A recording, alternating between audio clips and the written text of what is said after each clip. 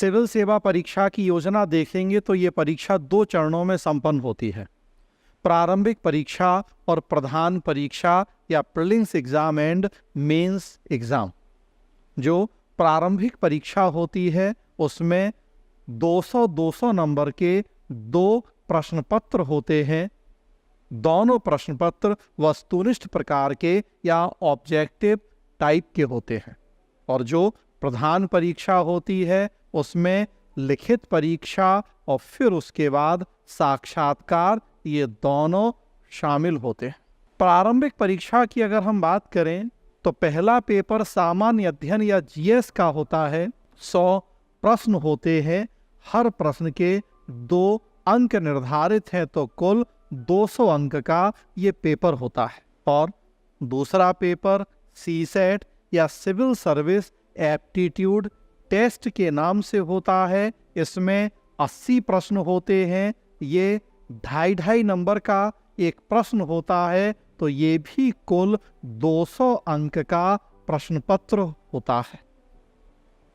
CSAT qualifying प्रकृति का है, मतलब इसको जब आप पास करते हैं तभी जो फर्स्ट पेपर है जीएस का उसकी कॉपी चेक होती है और जीएस में मिले नंबरों के आधार पर तय होता है कि आप प्रारंभिक परीक्षा पास करेंगे या नहीं करेंगे। वैसे आप देखेंगे ओवरऑल प्रारंभिक परीक्षा का नेचर क्वालिफाइंग है। क्वालिफाइंग का मतलब कि प्रारंभिक परीक्षा में आपको कितने नंबर मिले, ये नंबर जुड़ेंगे नहीं आगे मुख्य परीक्षा और इंटरव्यू के नंबरों में। बस प्रारंभिक परीक्षा के नंबर इतना तय करेंगे कि आप परीक्षा पास कर रहे हैं और या पास नहीं कर रहे।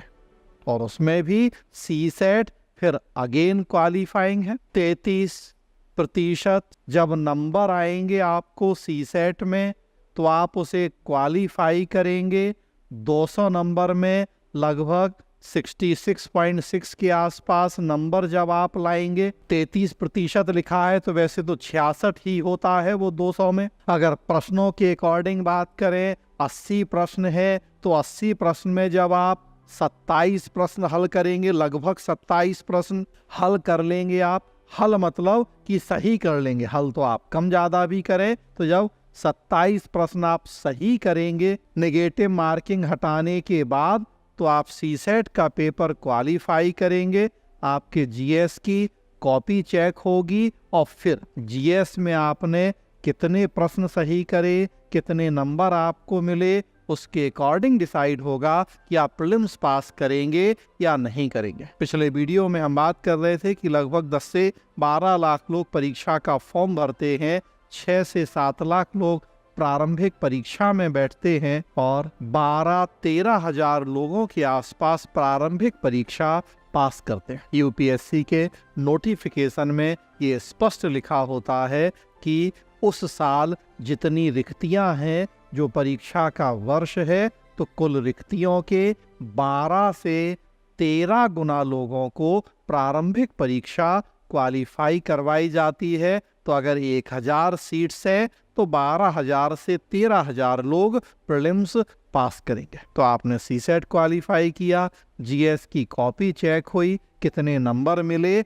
अब ऊपर से जो 12-13,000 लोग हैं वो क्वालिफाई हो जाएंगे। रिजर्वेशन के अकॉर्डिंग चीज़ें वहाँ डिसाइड होंगी। अगर 2023 के जो यूपीएससी ने कट ऑफ लिस्ट जारी की है उसको आप देखें तो जनरल कैटेगरी में जिन लोगों ने 38 क्वेश्चंस सही किए थे, मतलब 76 नंबर के आसपास जिनको मिले, वो प्रारंभिक परीक्षा पास कर गए। 100 में से 38 प्रश्न। और एसटी कैटेगरी में तो केवल 24 प्रश्न जिन लोगों ने सही कर दिए, मतलब 48 के आसपास अंक आए, वो लोग भी प्रारंभिक परीक्षा पास कर गए।